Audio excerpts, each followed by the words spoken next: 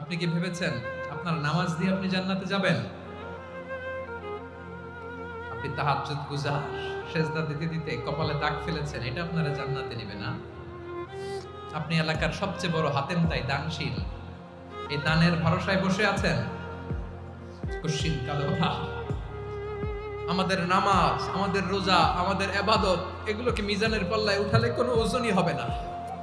তবে আমাদের একটা কৌশল জানা আছে, আমরা আল্লাহর রহমতের ভিখারি।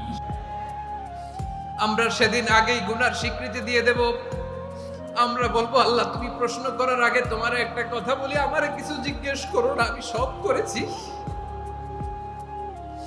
এমন কোন পাপ নাই যে পাপ আমারে দিয়ে হয় নাই। তোমার রহমত দিয়ে তুমি জান্নাতে পাঠাবা, তোমার দয়ায় জান্নাতে যেতে চাই, আমল দিয়ে না। পারবেন বলতে?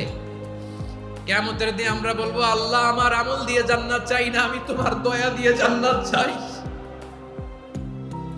তোমার দয়া ছাড়া